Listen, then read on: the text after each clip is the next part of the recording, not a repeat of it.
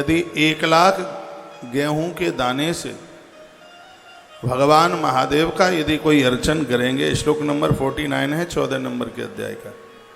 1,00,000 गेहूं के दानों से जो भगवान महादेव का अर्चन करेंगे, संतति वर्धते, उनकी संतान की वृद्धि होगी, संतान को सुख मिलेगा, संतान का वैभव बढ़ेगा। अपनी औलाद के वैभव के लिए बच्चे तो नहीं करेंगे, लेकिन उनके माता पिता ये काम कर ले।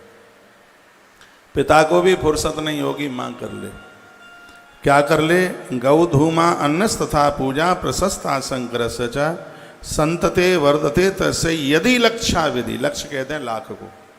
1,00,000 गेहूं से भगवान का अर्चन करें। और ये नहीं है कि मुट्ठी भर भर के डालना है, एक एक दाना डालना है। अब 1,00,000 गेहूं के दाना एक एक चढ़ाने में बड़ा समय लगेगा, कोई नहीं लगेगा। मैं बता देता हूँ, घर में 5-7 लोग हैं, सगरे बैठ जाओ, शंकर की पिंडी को आगे रख लो। 1,00,000 गेहूं को तौला कैसे जाएगा? कल मैं निवेदन कर रहा था कि 100 ग्राम गेहूं या 1 किलो गेहूं उसको तौल लो, फिर उसके एक एक दाने को गिन लो। 1 किलो में जितने दाने बैठ रहे हैं उस हिसाब से उसका कैलकुलेट कर लीजिए, कैलकुलेशन कर लीजिएगा। तो वो साधारण सा तरीका है। और ये नहीं है कि आपको 30 दिन में 30 बार करना है। एक ही दिन कर लो, प्रदोष वाले दिन कर लो, सोमवार के दिन कर लो, संक्रांति वाले दिन कर लो, इसको कर लो। इसको वर्णन है गौधूमान्यस तथा पूजा प्रशस्ता शंकरस्य वै। गेहूं का करना क्या है?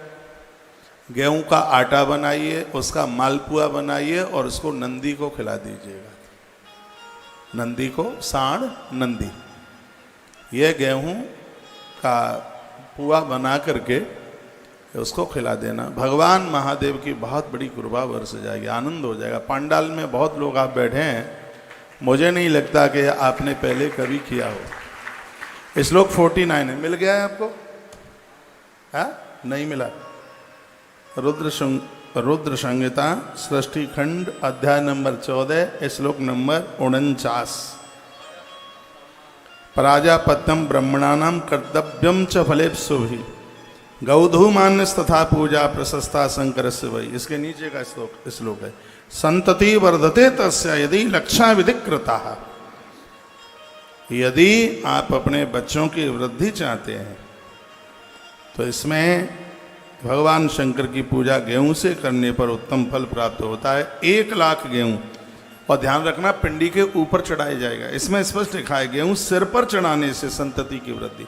जो पिंडी का जो ऊपर का सांप को उठा के अलग कर दीजिएगा, यदि वहाँ तक हाथ नहीं पहुँचता है तो ये बिल्कुल ऊपर पिंडी के ऊपर। जैसे ये मेरे पास शंकर जी हैं, क्यों? शंकर जी के सानिध्य में कोई बात कही जाए तो वो अपने आप में अक्षय हो जाती है, उसका पुण्य कम नहीं होता। इसलिए हम शंकर जी को व्यासपीठ पर रखते हैं। जैसे ऊपर का है ये, एक एक गेहूं इसके ऊपर रखते जाइए।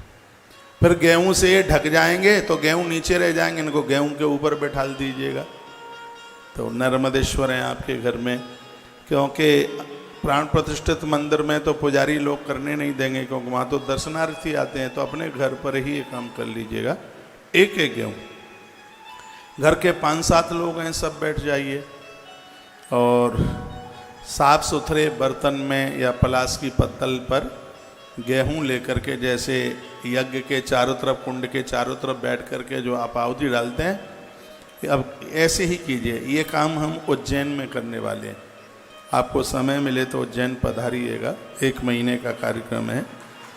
टीवी पर देखिए कि किस तरीके से, और जिस दिन हम उधर गौधूम अर्चन करें, इस गेहूं की पूजा को गौधूम अर्चन कहते हैं।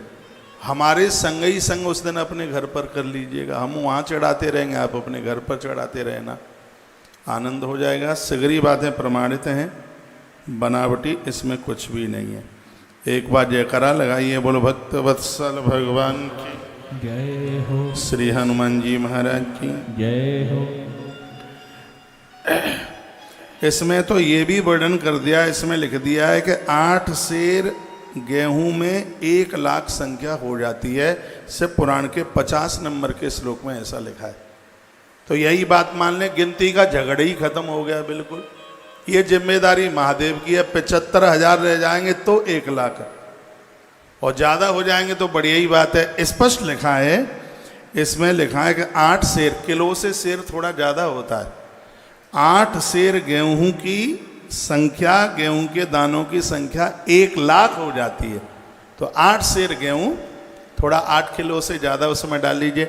जैसे तोला है वो 10 ग्राम का नहीं होता है, तोला 12 ग्राम का होता है।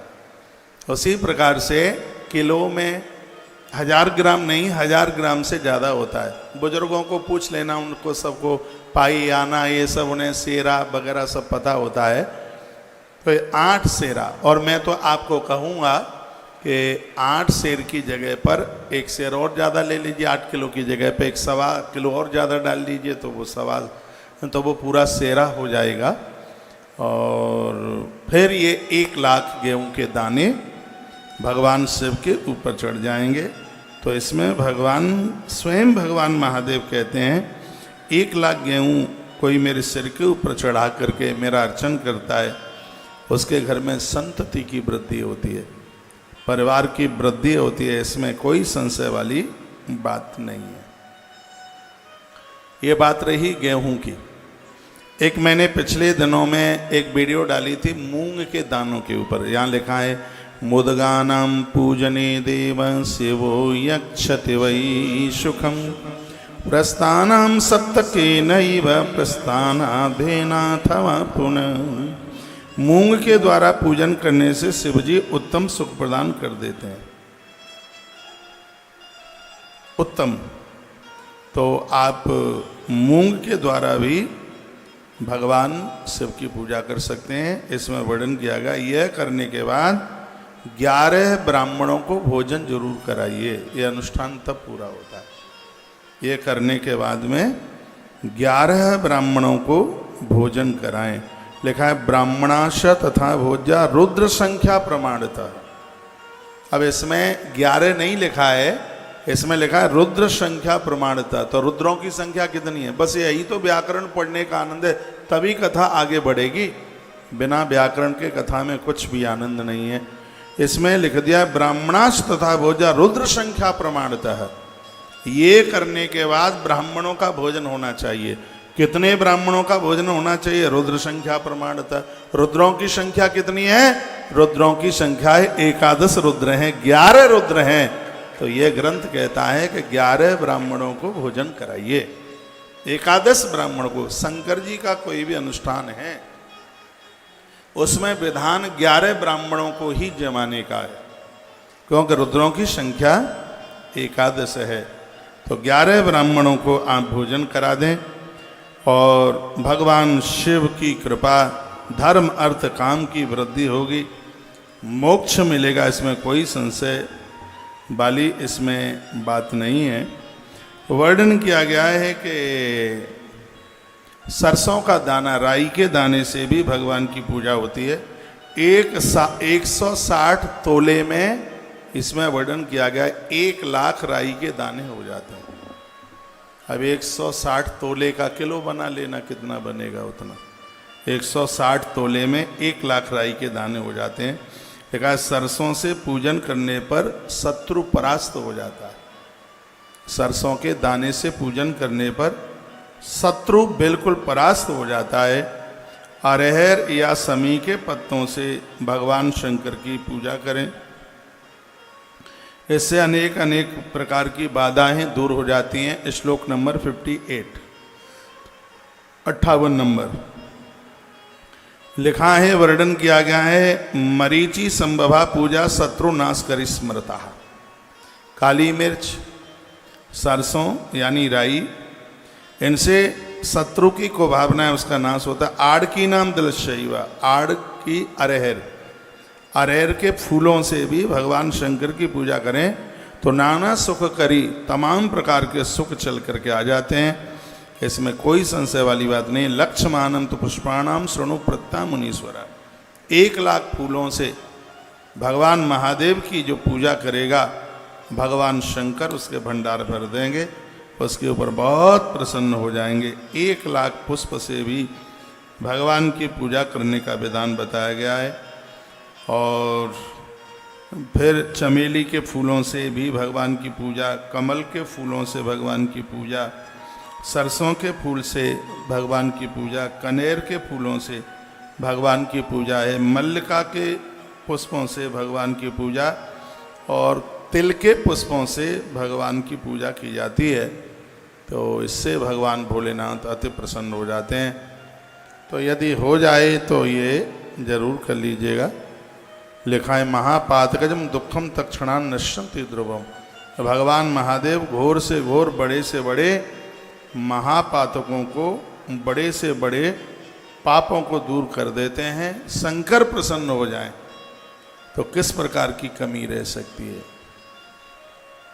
आशुतोष तुम अवडर दानी, आशुतोष तुम अवडर दानी, आरति हरहु दीन जन जानी।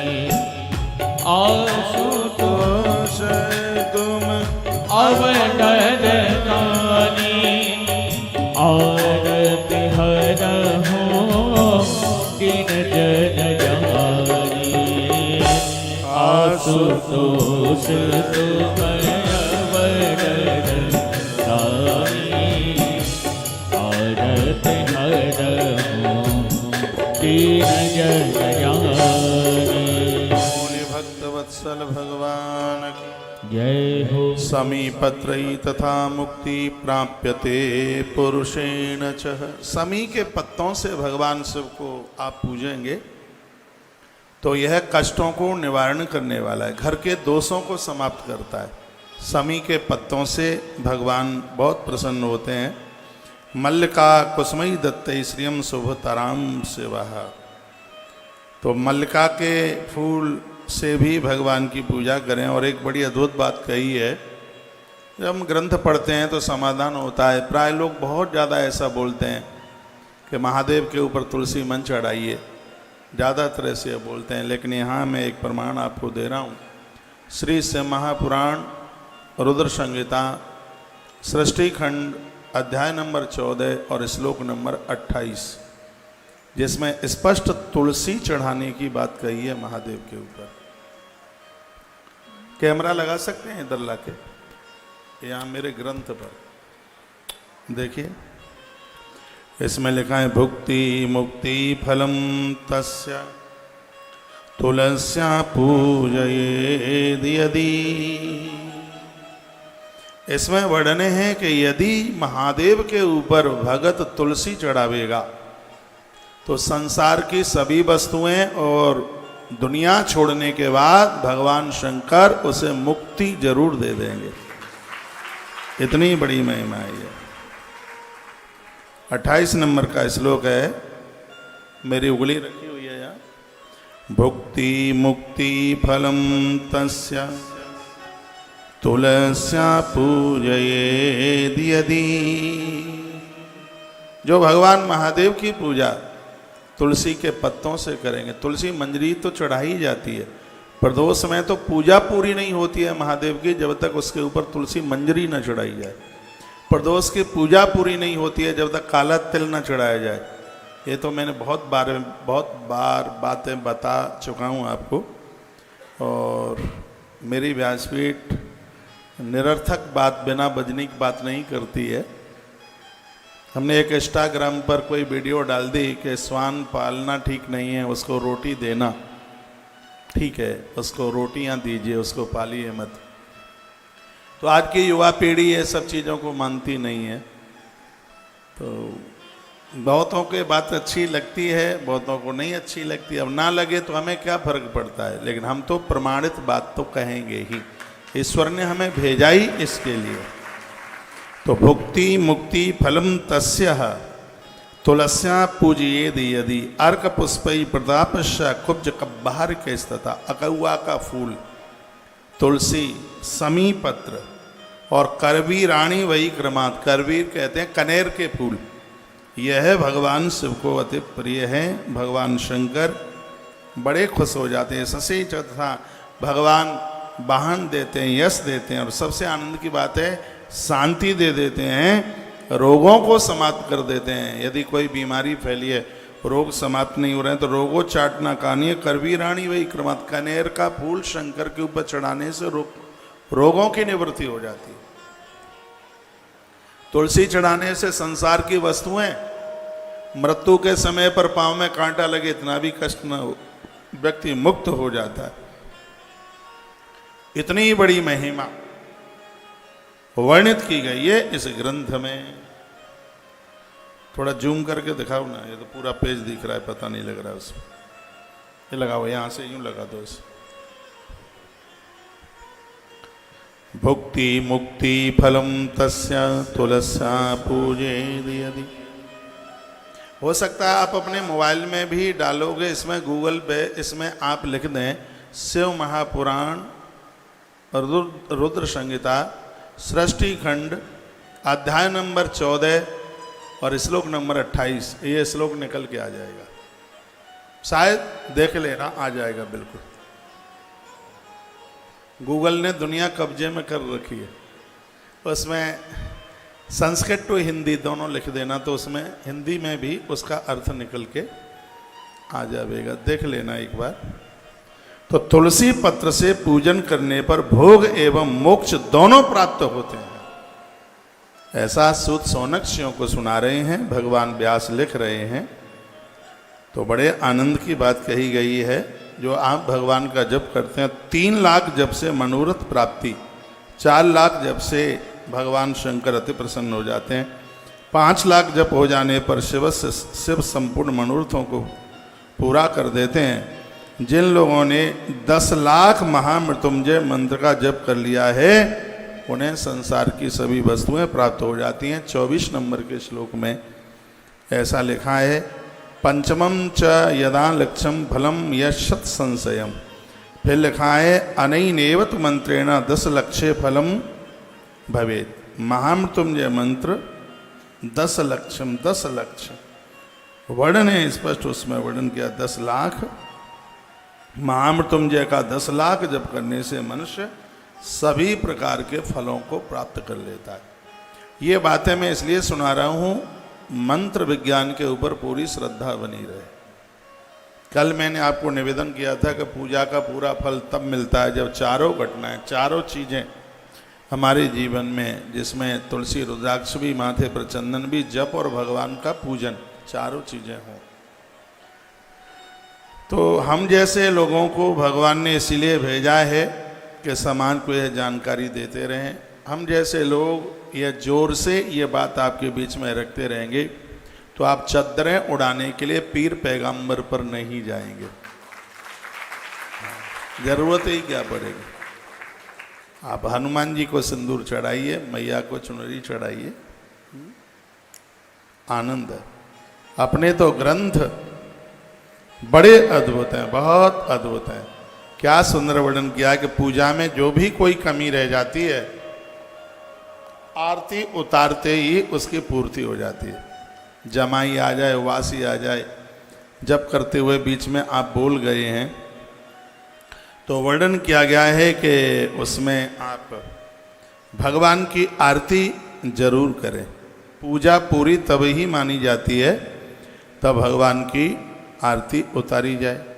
अब पूछा गया है कि आरती कितनी बार घुमानी चाहिए, कितनी बार आरती घुमावें, तो इसका भी वर्णन किया गया है। अध्याय नंबर 13 है, 70, 71, 72, 73 और 74।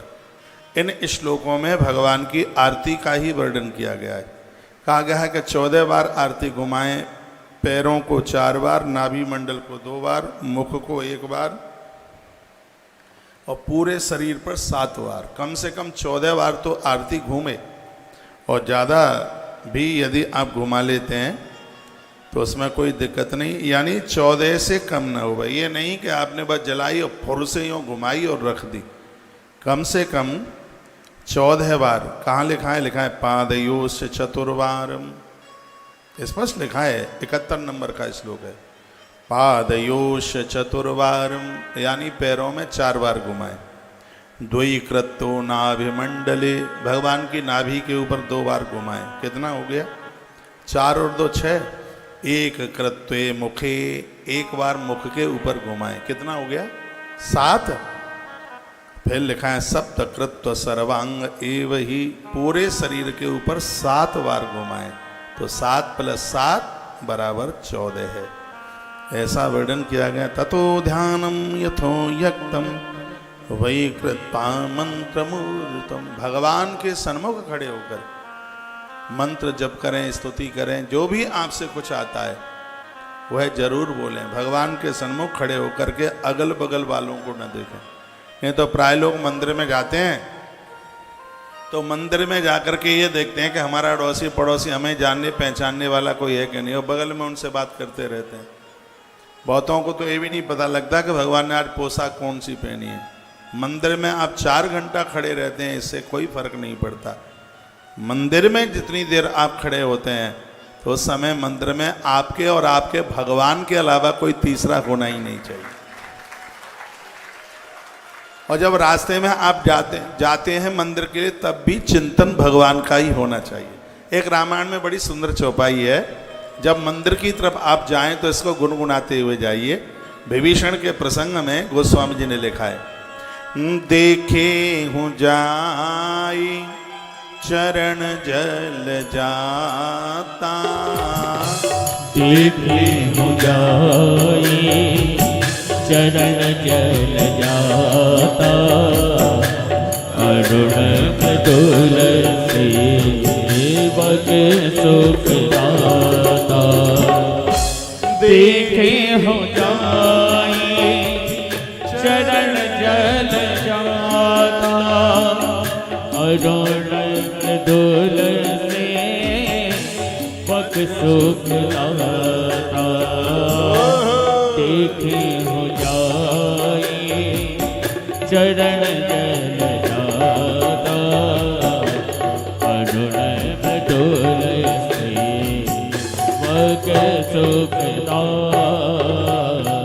देखे हो जाई चरण जल जाता, अरुण तुलसी बग सुख दाता।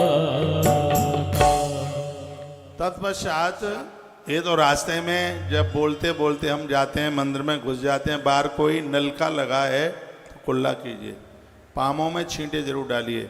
2 काम ऐसे हैं जहाँ पर पहुँचने पर 5 अंग गीले होने चाहिए। हाथ कोहनी तक, पाम घुटने तक और मुंह में कुल्ला, ये 5 हैं। एक भोजन करते समय और एक भगवान का दर्शन करते समय। यदि मंदिर में बाहर कहीं नल की व्यवस्था है, कुल्ला करके हाथ कोहनी तक धोइए, पाम घुटने तक धोइए और फिर अंदर प्रवेश कीजिए। भगवान का दर्शन करके परिक्रमा जरूर कीजिए। यहाँ पर वर्णन है ततः प्रदक्षिणाम कुर्या। शंकर जी की अंदर से मंदिर से परिक्रमा आधी लगती है, लेकिन बाहर से पूरी लगती है परिक्रमा। और वर्णन यह भी है कि परिक्रमा धीमे धीमे लगाएं। कैसी चाल होनी चाहिए? 7वें महीने में गर्भिणी नारी की जो चाल होती है वो चाल होनी चाहिए। धीमे धीमे लिखा है तथा प्रदक्षिणाम कुर्या शिवस्य च शनैः शनैः। शनैः शनैः यानी धीमे धीमे, धीमे धीमे। बहुत लोग तो दौड़ते हुए जाते हैं, जैसे कोई घोड़ा दौड़ रहा है तो अगले बार फिर घोड़े ही बनना पड़ेगा। शनैः शनैः, बिल्कुल धीमे धीमे प्रदक्षिणा परिक्रमा धीमे धीमे तथा प्रदक्षिणाम कुर्यां शिवस्य च शनैः शनैः। धीमे धीमे। 75 नंबर का श्लोक है, नमस्कारास्ततः कुर्यात्। भगवान को प्रणाम कीजिए। देवताओं को प्रणाम करने का, भगवान शंकर को जब प्रणाम करते हैं तो ऐसे करते हैं, ये अंगूठा ऊपर होता है भगवान को। और माता जी को प्रणाम करते हैं तो इस प्रकार से, ये इसको योनि मुद्रा कहते हैं। माँ को एक बार इस तरीके से प्रणाम किया जाता है, इस तरीके से दुर्गा माँ को। भगवान महादेव को प्रणाम करते हैं तो दोनों अंगूठे ऐसे आपस में, इसको लिंग मुद्रा कहते हैं, तो दोनों अंगूठे आपस में मिले हुए होते हैं। तो भगवान को प्रणाम करके फिर यहाँ लिखा है कि माताएं पंचांग प्रणाम करें और पुरुष लोग साष्टांग प्रणाम करें। कोई भी कितना भी पूजित हो, नारी को चाहिए कि वो कभी भी लंबे लेटकर प्रणाम न करे, क्योंकि नारी के वक्ष का जो वजन है वो धरती सहन नहीं कर पाएगी, वो रो पड़ेगी। कभी आप गोवर्धन श्री गिरिराज जी गए हों और आपने देखा हो माताएं जब दंडवती परिक्रमा करती हैं तो छाती के भर लेट करके नहीं करती, वो कंधे के भर लेट करके करती हैं। ग्रंथ में तो लिखा है कि इतना बड़ा अपराध है यदि कोई नारी छाती के भर जमीन में लेट करके सोती है। केकई माता ने क्रोध किया था, छाती के भर वो गिरी, माँ केकई अयोध्या अनाथ हो गई। नारी को कभी भी छाती के भर जमीन पर नहीं लेटना चाहिए, धरती माता उसके इस वजन को सहन नहीं कर पाती है। अरे जो ग्रंथों में जो बातें लिखी हैं महापुरुषों के अनुभव में ये बातें, और जिस बात को स्वयं महादेव कह रहे हों तो अब बताइए वो बात कितनी वजनीक हो सकती है। वैसे भी गर्भ में जब संतान होती है तो नारी की जीभ बहुत कुछ खाने के लिए मांगती है। जब गर्भ में संतान होगी तो मिट्टी खाने को मांगेगी, लपसी खाने को मांगेगी, समोसा खाने को मांगेगी, चाउमीन खाने को मांगेगी। मैं तो लिखी लिखाई बात बोल रहा हूँ, आपको अनुभव होगा, ज़्यादा तो आपको पता होगा ना। तो उस समय जिह्वा के ऊपर बहुत भारी संयम की जरूरत होती है। गर्भ में संतान आवे, सूर्य अस्त के बाद अन्न मत खाइए, रात्रि को कभी खुले केसों से मत सोइए, और गर्भिणी नारी पामों को भिंगा करके रात को न सोए, इससे होने वाली संतान के लिए खतरा बढ़ जाता है। ध्यान से सुनिए, वो माताएं जिनके घर में बहू हैं और जिनको बच्चा होने वाला है, असली चंदन मिल जाए, 3000 रुपया कम से कम केजी आएगा, किलो, उसको पानी में 100 ग्राम लकड़ी चंदन की डाल दीजिए, और रात्रि को सोते समय, ये मौसम बहुत ज़्यादा बढ़िया क्योंकि ज़्यादा ठंड भी है नहीं है, तो बहुत ही ज़्यादा बढ़िया फायदेमंद होगा नारी के लिए। तो वह इससे बच्चे के अंग पूरे के पूरे निकल करके आएंगे, उसकी हाइट बढ़ेगी, उसका शरीर भी सुंदर होगा, सुडौल होगा। और आनंद की बात यह है कि नारी को भी बच्चे को जन्म देने में कष्ट नहीं होगा। ये तो महात्मा याज्ञवल्क्य ने अपनी स्मृति में लिखा है, और मैं यहाँ व्यासपीठ से इन ग्रंथों का सहारा लेकर आपके बीच में कुछ बातें रखता हूँ। तो गर्भाकालीन गर्भिणी नारी, 6वां 7वां महीना उसको चल रहा है, रात्रि को वह छाती के भर न सोए, ऊंची सीढ़ियों पर न चढ़े, एक जगह पर ज़्यादा देर तक न बैठे, धुआं वाली जगह पर ज़्यादा देर तक न बैठे, उसके लिए बोला गया है। बहुत देर तक टीवी न देखे, मोबाइल न देखे, चिंतन करे, बालकांड की चौपाइयाँ पढ़े, श्रीमद् भागवत जी का कृष्ण जन्म पढ़े, रामायण में से राम जन्म की कथा पढ़े, गणेश जन्म की कथा पढ़े, ये उसके लिए बहुत ज़्यादा शुभ है। श्रीमद् भगवत गीता का 15वां अध्याय पढ़े। गर्भिणी नारी, इसका असर उसके होने वाले बच्चे के ऊपर पड़ेगा।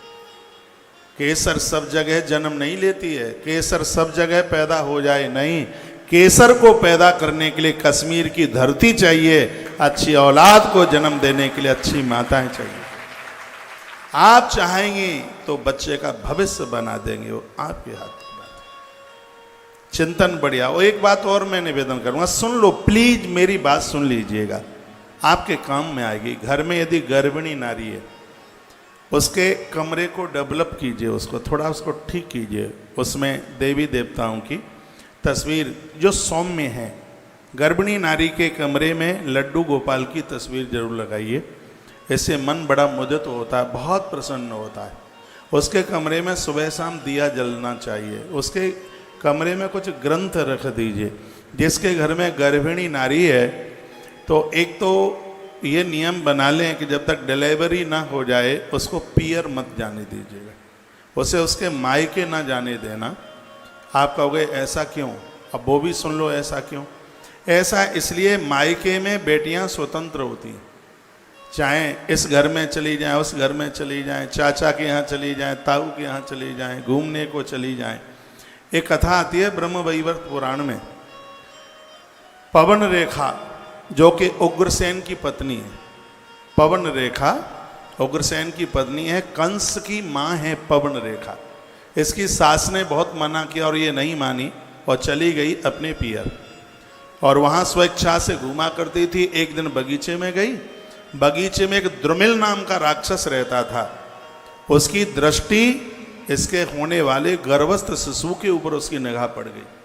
पवन रेखा की कोख से किसी धर्मात्मा को जन्म लेना था, लेकिन एक अपराधी राक्षस की दृष्टि पड़ने से कसाई कंस पैदा हो गया। जिस नारी के गर्भ में संतान है उसके उदर को तो उसका पति भी ना देख पाए, औरों की तो बात छोड़िएगा। इतना ध्यान रखना है, तुम्हारी एक छोटी सी लापरवाही जन्म लेने वाले बच्चे के भविष्य का खतरा बन जाएगी। इसलिए ध्यान रहे इस बात का। हो सकता है कि मेरी बात सुनने में आपको ठीक ना लग रही हो, लेकिन मैं ऐसा कुछ बोल नहीं रहा हूं कि जो ठीक ना लगे।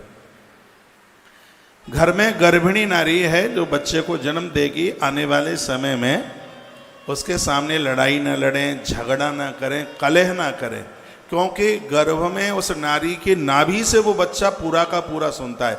अभिमन्यु ने चक्राव्यूह को तोड़ना माँ के गर्भ में ही तो सुन लिया था।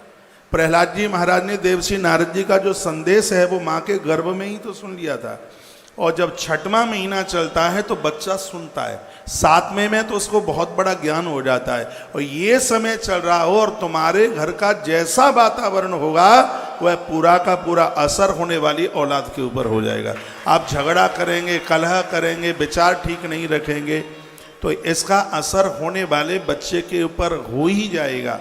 और मैं निवेदन करना चाहूँगा, लोग कहते हैं कि संतान पापियों के घर भी हो जाती है। चलो ठीक है, कीड़े मकोड़े हो जाते होंगे सबके घर में। जो सच में जो पुत्र है, गरुड़ पुराण में लिखा है, पुत्र उसे कहते हैं जो पुमान नाम के नरक से तार दे। ये तो भाग्यवान लोगों के ही घर में ऐसी संतानें चल करके आती हैं। तो एक अच्छे से संतान को जन्म देने के लिए आपके घर के वातावरण को बहुत अच्छा करना पड़ेगा। आज विज्ञान का युग है, मंत्र चलता रहे आपके मंदिर में, थोड़ी सा एक बॉक्स रख दीजिए उसमें, और ब्लूटूथ के द्वारा पूरे दिन भर उसका कीर्तन चलता रहे, टीवी पर वही चलता रहे, जगह जगह कैलेंडर लगा दीजिए, भगवान की तस्वीरें लगा दीजिए। ऐसा वातावरण बना दें कि आप हैदराबाद में नहीं, आप सीधे श्री वृंदावन धाम में आप बैठे हुए हैं। आप देखिए आपके घर में गोपाल चल करके आए।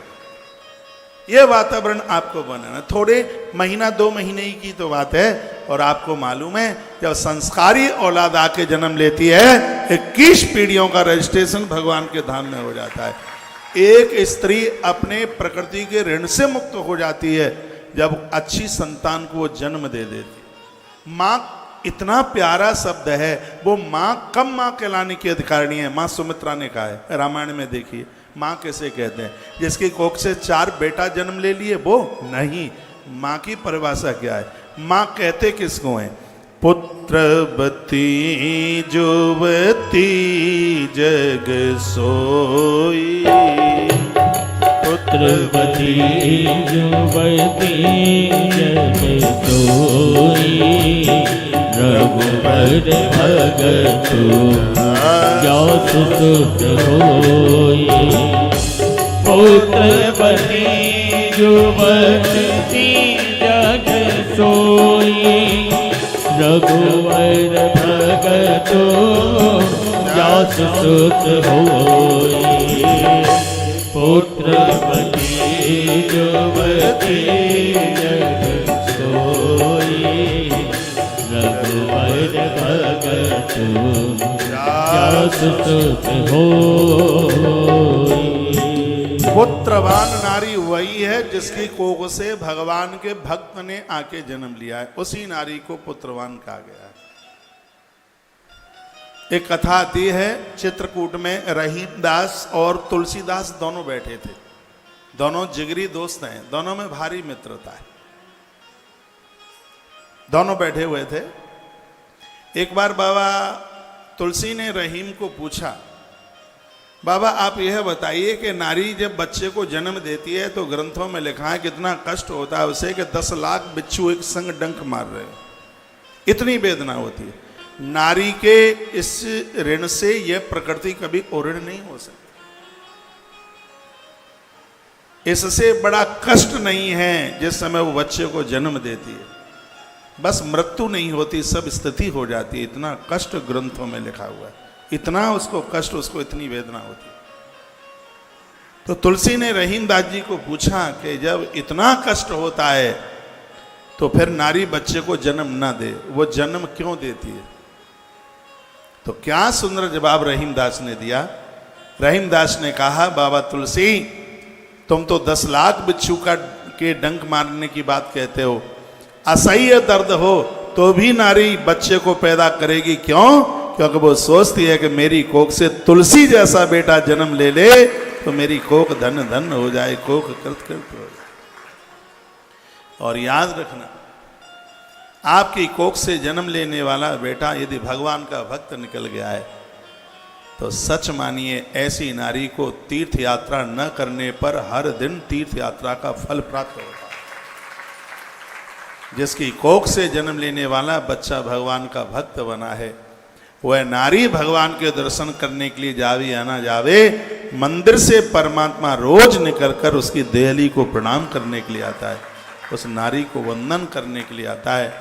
मैं बहुत आग्रह पूर्वक निवेदन करूंगा, मेरी जिन बहनों को संतान होने वाली है, उनकी सास या उनके ससुर या उनके और घर परिवार के लोग बैठे हुए हैं, उस मेरी बहन को बोल देना जाके, उस बेटी को बोल देना जाके, गीता प्रेस की दुकान पर एक किताब मिल जाएगी, छोटी है, उसका नाम है गर्भ स्तुति।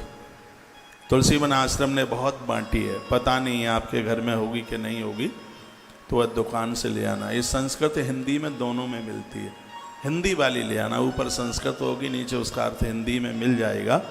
घी का दिया जला करके और गर्भ स्तुति का पाठ करना, जन्म लेने वाली संतान भी सुरक्षित होगी, जन्म देने वाली माँ भी सुरक्षित होगी और बड़ा असर होगा। भगवान श्री कृष्ण जब प्रकट हुए हैं ना, तो भगवान वेद व्यास ने गर्भ स्तुति उस समय लिखी है। जैसे संतान में संतान, जिससे गर्भ में संतान समाप्त नहीं होती, उसका इतना बड़ा प्रभाव है। रामायण में एक चौपाई, जा दिन ते प्रभु गर्भ आए, यहाँ से लेके नौमी तिथि मधुमास पुनीता, ये 9 चौपाइयाँ हैं लग के, इन चौपाइयों का आप पाठ कीजिएगा, रामायण के बालकांड में है। तो बातें तो बड़ी छोटी छोटी सी हैं, लेकिन ये छोटी बातें ही आनंद कर देंगी। मैं वहीं आ रहा हूँ जहाँ मैं बोल रहा था, एक बार बोलिए भक्तवत्सल भगवान की जय हो। नमस्कार तथा कुर्या। देखो कहाँ तक पहुँच गया। बात ये चल रही थी कि नारी लंबे होके लेट के प्रणाम न करे। अब यहाँ इस बात से अब मैं वहीं लौट के आ गया हूँ। कथा का एक तरीका है, सीधे सड़क से जा रहे हैं, आगे का प्रस्थान है तो ये भी बता के जा रहे हैं।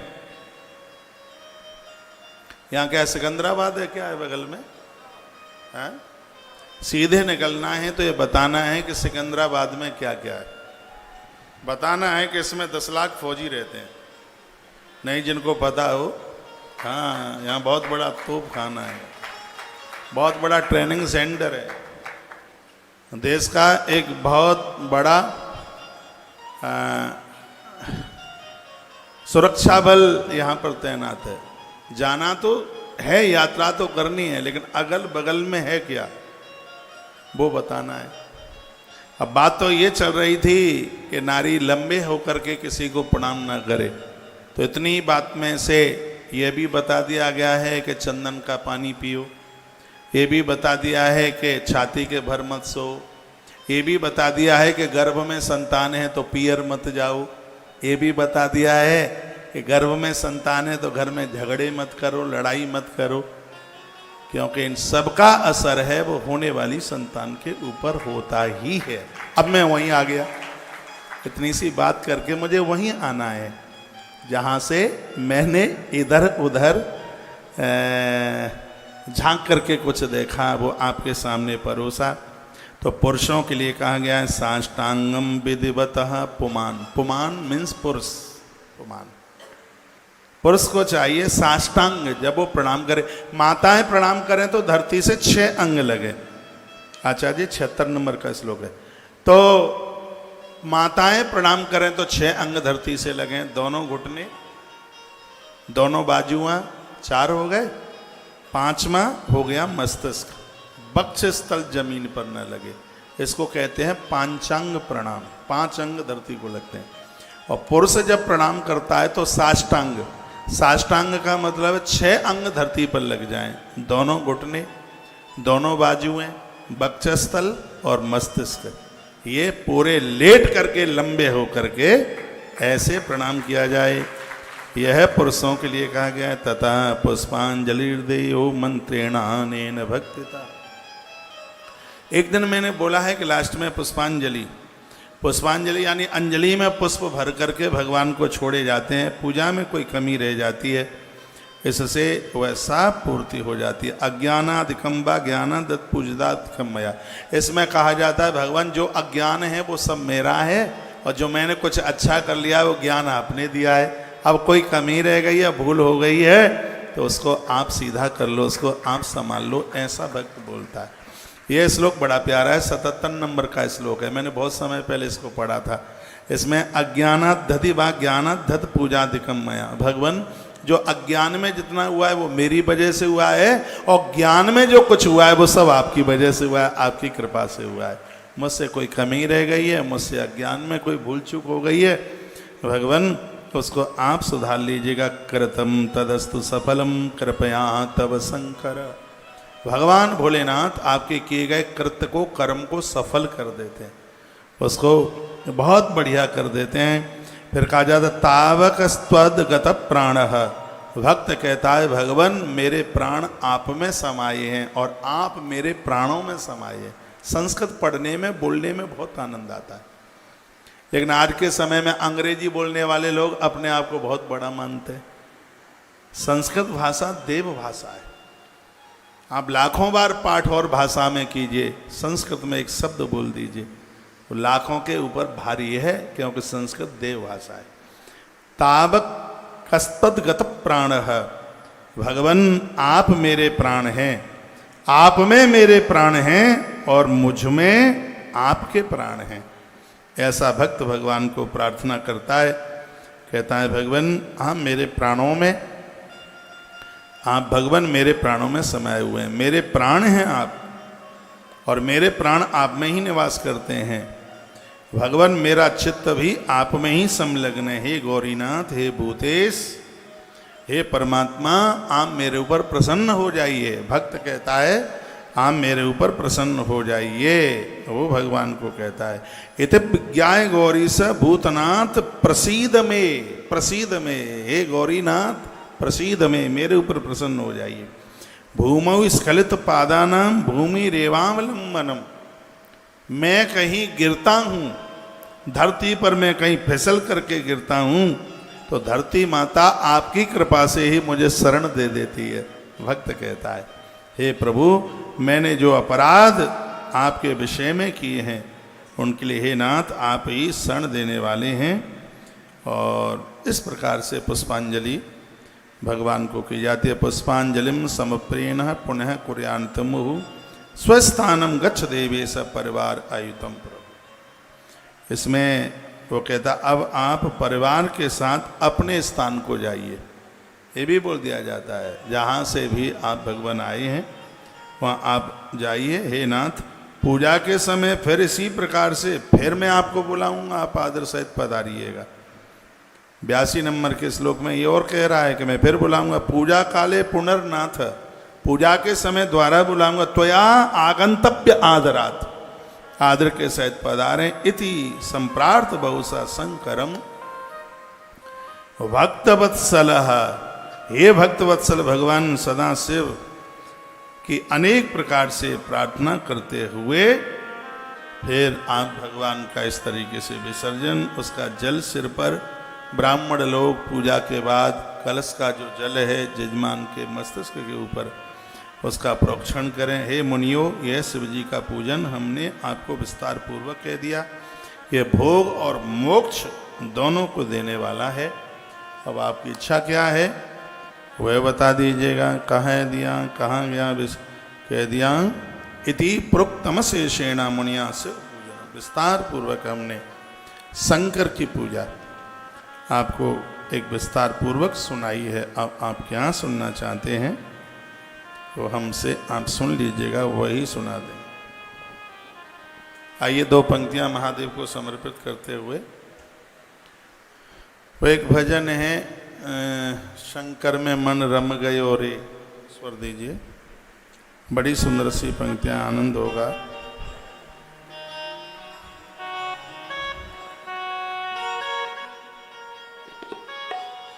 बातें समझ में आ रही हैं? आप हमसे रूठे तो नहीं हैं? अच्छा,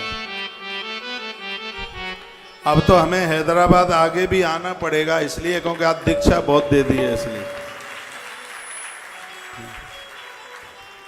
इसलिए आना ही पड़ेगा। मैं ज़्यादातर ऐसे वैसे ऐसा कुछ नियम सा ले लिया है, दीक्षा देता भी वही हूं जहां मन बना लिया है द्वारा लौटने के लिए। खूब दीक्षा दी आज। बड़े आप सज्जन हैं, बड़े अच्छे लोग हैं। स्वर दो, भजन कर।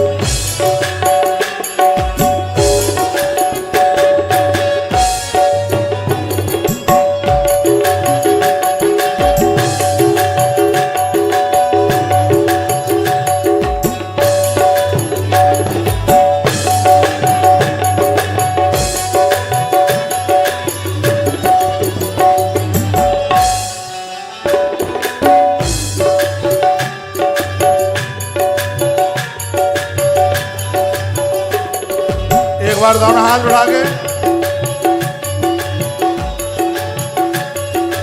राधे।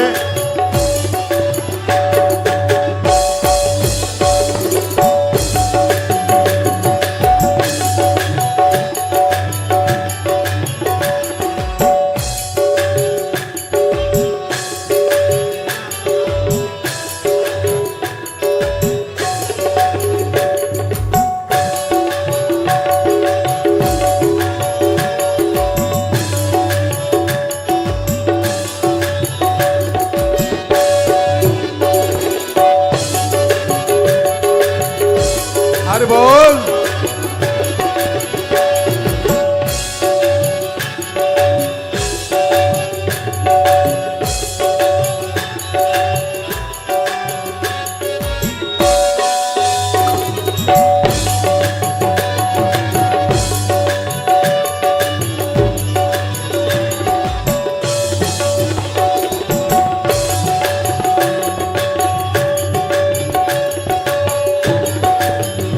भोले बाबा में जो शिव नाम हो तो जो चढ़ गयो रे, जो शिव नाम हो तो चढ़ गयो रे, तो समझो ये जीवन संवर गयो रे, तो समझो ये जीवन संवर गयो रे। जो शिव नाम हो तो, जो शिव नाम हो तो चढ़ गयो रे, जो शिव नाम हो तो चढ़ गयो रे, तो समझो ये जीवन संवर गयो रे, तो समझो ये जीवन संवर गयो रे।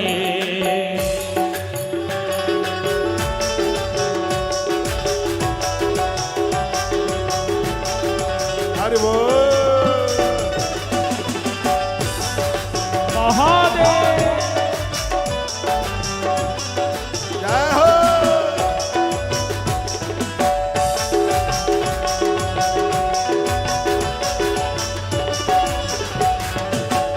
मन में बसा ले तू शिव का शिवाला, मन में बसा ले तू शिव का शिवाला, साथ रहेगा तेरे डमरू वाला, साथ साथ रहेगा तेरे डमरू वाला, मन में बसा ले तो शिव का वाला, साथ चलेगा तेरे डमरू वाला।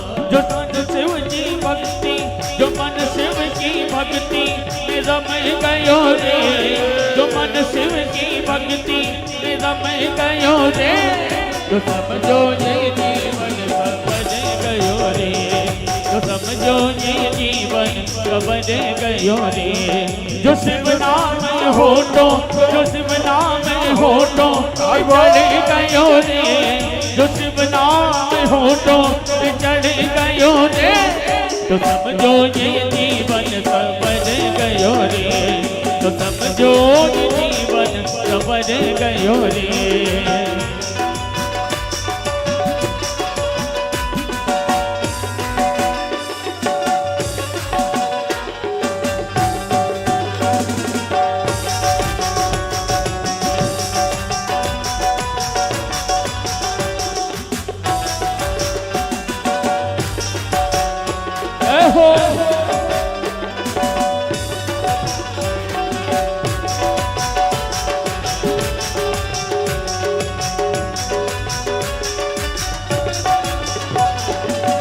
जग की ये माया बड़ी उलझावे, जग की ये माया बड़ी उलझावे, पाप कर्म भक्ति आड़े आवे, पाप कर्म भक्ति आड़े आवे।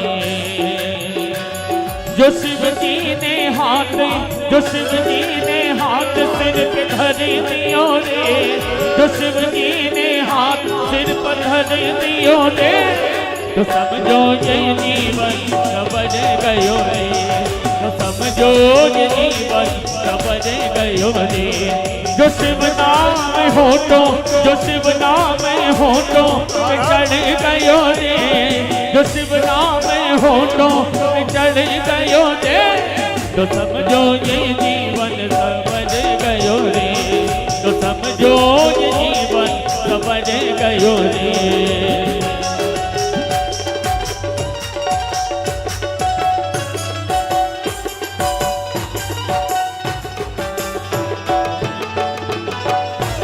बोलो शंभुनाथ की जय हो।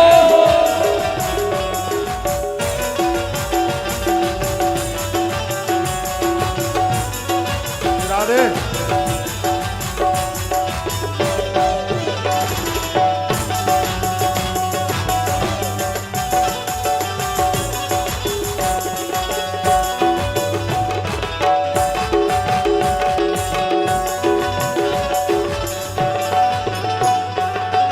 शंकर नाम बड़ा ही प्यारा, शिव शंकर का नाम बड़ा ही प्यारा, नाम ने लाखों को पार उतारा, नाम ने लाखों को पार उतारा।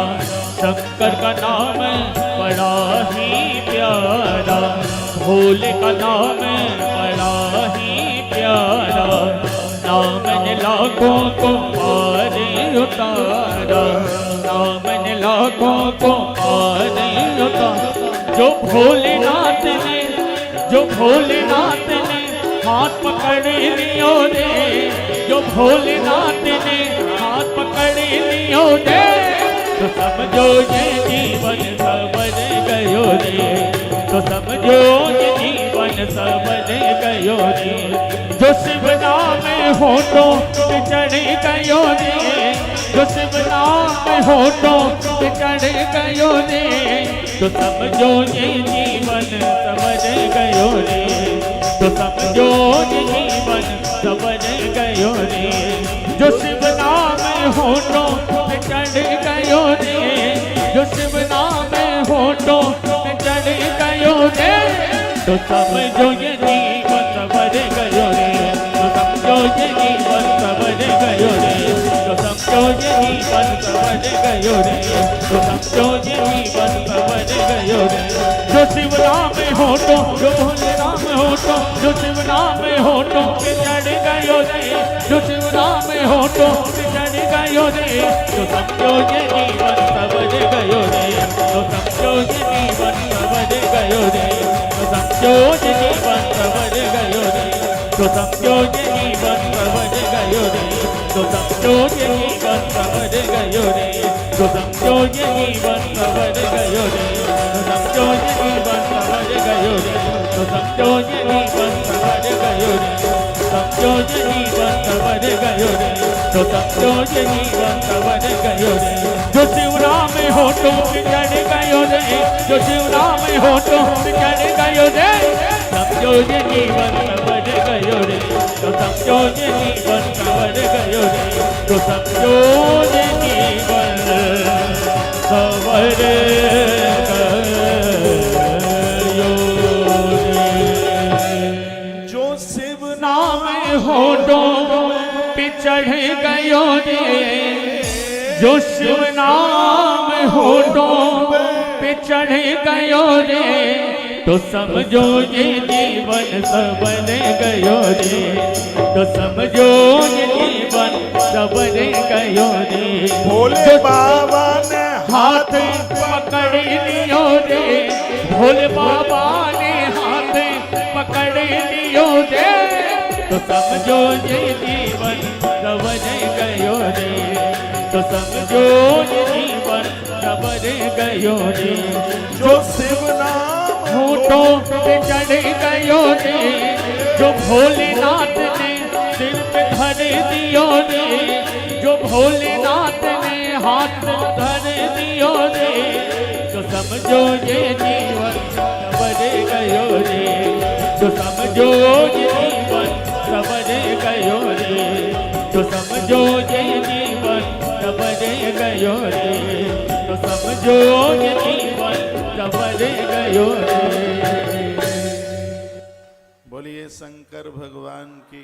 जय हो। आप तो बड़ा अच्छा नाच लेते हैं। आश्रम में जब कोई नाचने वाला कार्यक्रम होगा तो सूचना भाग्यनगर हैदराबाद ही भेज देंगे। आनंद आ गया। एक बात का मैं निवेदन करूंगा जो यहाँ बड़ा अच्छा लिखा है। ये लिखा है कि भगवान शिव के सानिध्य में आप अपनी रोज की पूजा करते हो तो उससे सिद्धियां चल के आ जाती हैं। बड़ा सुंदर श्लोक है, बोले देता हूँ। यो अर्चये शिवलिंगम वही नित्यम भक्ति परायण। उनको सिद्धियां चल के आती हैं, तस् वही सफला सिद्धि। उनको सिद्धि चल के आती है, उसकी आराधना सफल हो जाती है। पीछे आज बहुत जगह कम बढ़ रही है, रोजाना 100-200 लोग वापस चले जाते हैं, जैसा कि आप कार्यकर्ताओं ने मुझे बताया है। थोड़ा थोड़ा आगे आ जाइए, थोड़ा थोड़ा सा आगे आ जाए। और जब 6:30 बजे मैं स्मृति चिन्ह के लिए प्रसाद के लिए व्यासपीठ पर भक्तों को बुलाऊंगा, उस समय बीच में एक 3 फीट का रास्ता आपको देना होगा। थोड़ा थोड़ा आगे आ जाइए, आप बहुत अच्छे। पुचर आ गया, थोड़ा थोड़ा आ जाओ, थोड़ा सा आ जाओ। बीच में अभी जगह में गैप है। घर में खुल के बैठिए, सत्संग में तो एक दूसरे की गोद में भी बैठ जाएंगे तो कोई दिक्कत नहीं है। वैसे भी गर्मी है नहीं, मौसम यहाँ का बहुत अच्छा है। यूपी में तो अंगारे बरस रहे हैं गर्मी के मारे। आगे आ जाओ, थोड़ा थोड़ा और आ जाइए।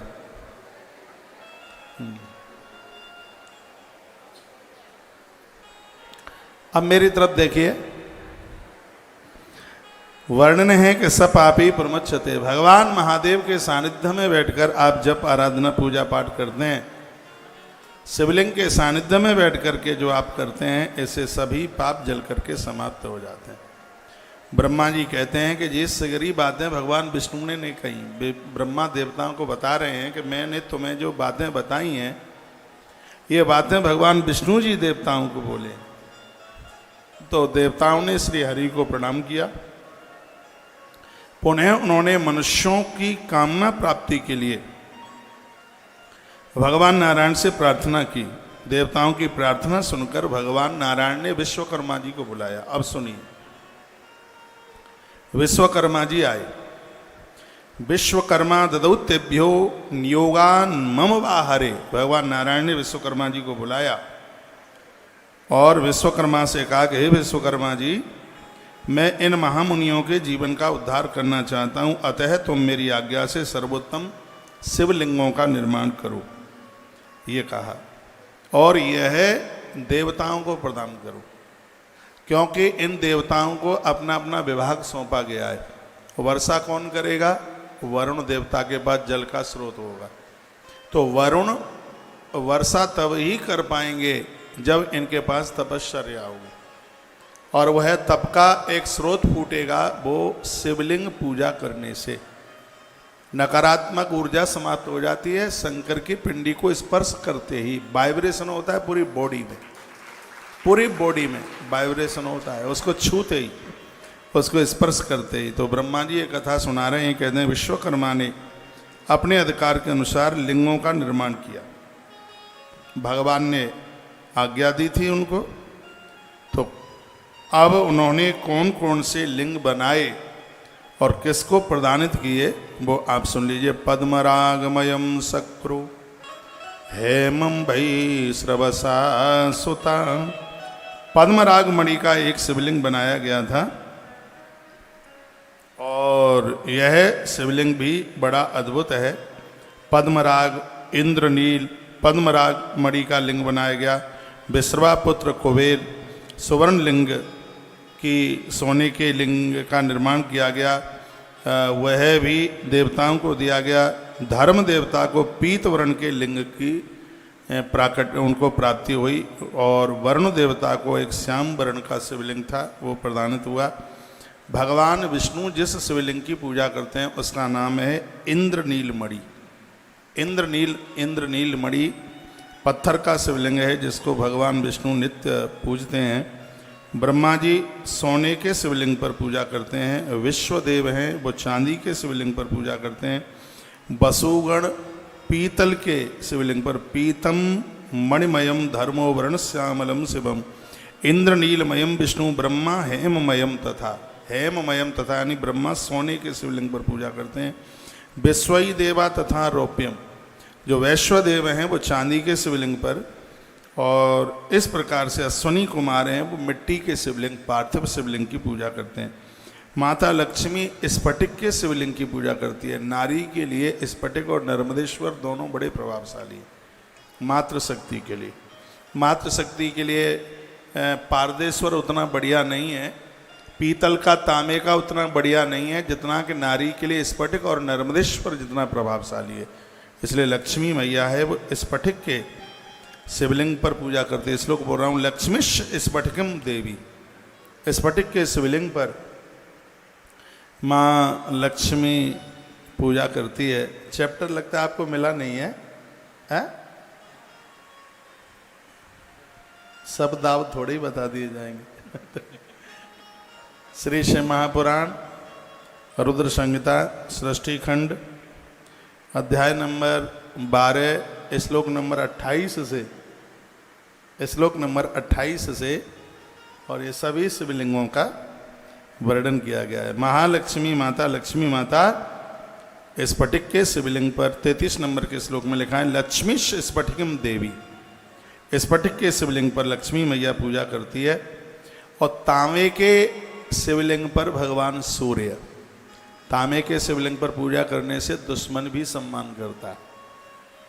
तो भगवान सूर्य नारायण तांबे के शिवलिंग पर पूजा करते हैं। आदित्य ताम्र निर्मितम, इसलिए विश्वकर्मा जी ने बनाया। विश्वकर्मा जी सूर्य भगवान के ससुर साहब हैं, तो उन्होंने एक शिवलिंग बना करके भगवान सूर्यदेव को भी प्रदानित किया, और वो तांबे का था। मौक्तिकम सोमराजो वही। मोती के शिवलिंग पर चंद्रमा जी उसका पूजन करते हैं। सोमराज यानी चंद्रमा, मुक्ता मोती के, और अग्निदेव है वो वज्रलिंग। अग्नि देवता वज्रलिंग, वर्णन है वज्रलिंगम विवावसु। तत्पश्चात ब्राह्मण जितने भी लोग हैं वो ज़्यादा से ज़्यादा पार्थिव मिट्टी के शिवलिंग उनके ऊपर पूजा करते हैं। राक्षस लोग हैं वो भी भगवान शंकर की पूजा करते हैं, चंदन के द्वारा निर्मित शिवलिंग की पूजा करते हैं। और जितने भी नाग हैं उनके लिए मूंगे के शिवलिंग बनाए गए। माता दुर्गा नवनीत यानी मक्खन के शिवलिंग पर पूजा करती है। माँ भगवती जगदम्बा भगवती नवनीतमयम देवी। जितने भी योगी लोग हैं वो भस्म के शिवलिंग बना करके भगवान महादेव की पूजा करते हैं। यक्षा दधिमयम, यक्ष लोग हैं वो दही के। अब आप कहोगे दही और भस्म का शिवलिंग कैसे बनेगा? मिट्टी में दही डालकर मिट्टी को तैयार किया जाता है, उसके शिवलिंग बना करके पूजन किया जाता है।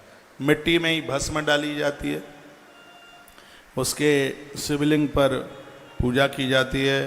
तो इस तरीके से ये भी वर्णन किया गया। दुर्गा मैया, योगी भस्म दुर्गा मैया, नवनीत यानी मक्खन, यक्ष लोग दधी के शिवलिंग पर यह पूजा करते हैं। तो इस तरीके से वर्णन किया, जो अपनी भलाई अपना कल्याण चाहते हैं उन लोगों को नित्य भगवान शिव की पूजा करनी चाहिए, क्योंकि भगवान शंकर अभिष्ट फल देते हैं। शिव पूजा विधिम सम्यक ब्रह्म सकलोष्टदम, स्वयं भगवान नारायण ने पूजा की संपूर्ण विधि का वर्णन किया। दो माताएं खूब सो रही हैं और आप ये ना सोचना कि चश्मा लगा करके आप सोते हुए मुझे नहीं दिखेंगे। हाँ, तो सोइए मत, जाग करके कथा सुनिए, नहीं तो सावधानी हटी दुर्घटना घटी। मानुषम जन्म संप्राप्य दुर्लभम सर्वजंतुषु, ये श्लोक बड़ा प्यारा। इस धरती पर यदि दुर्लभ यदि कोई शरीर है तो मनुष्य का ही शरीर दुर्लभ है। और याद रखना, आपके मध्य में मैं बोल रहा हूँ, जो हमें मनुष्य जीवन मिल गया है, यह बिल्कुल जरूरी नहीं है कि 1 करोड़ वर्ष तक फिर ये द्वारा मिल जाएगा। इसलिए चूक मत जाना, भूल मत कर बैठना। परमात्मा ने कृपा की है, बड़े भाग मानस तनु पावा, ये बड़े भाग से मनुष्य शरीर मिला है। ग्रंथों ने ऐसा कहा है। इस मनुष्य शरीर पर हमारी बापौती न समझ लीजिएगा, ये पुरखों की जाहीगीर न समझ लीजिएगा। ये तो उस करुणा निधान ने बहुत बड़ी करुणा की है, कृपा करी है। हम मनुष्य बन करके आ गए। यदि भूल हो गई, गलती हो गई, तो 1 करोड़ वर्ष तक भी ये जीवन मिलने वाला नहीं। इसलिए इस शरीर से नेक काम कीजिए, भले काम कीजिए। भोर में सुबह जगिए, दिया बाती कीजिए, भगवान की पूजा कीजिए, भगवान को वंदन कीजिए, परमात्मा को प्रणाम कीजिए, इसी में आनंद है। भोर में जल्दी जागा कर सुबह 5 बजे घर के पूरे कपाट खोल दो बिल्कुल, क्योंकि स्वयं भगवान नारायण घूमने के लिए आते हैं। उस समय आप जागे हुए हैं। सुबह थोड़ा सा समय शरीर को दीजिए, तो डॉक्टर की लाइन में नहीं लगना पड़ेगा। सुबह थोड़ा सा समय भगवान को दीजिए, तो यमराज की लाइन में भी नहीं लगना पड़ेगा। ये दोनों लाइनें बड़ी खतरनाक है, सोई डॉक्टर्स लोगों की लाइन और सोई यमराज की लाइन। तो यदि रोगों से बचना है और ये यमराज की मार से बचना है, तो आज कथा में से संकल्प लेकर के जाइए, भोर में जल्दी जागना है।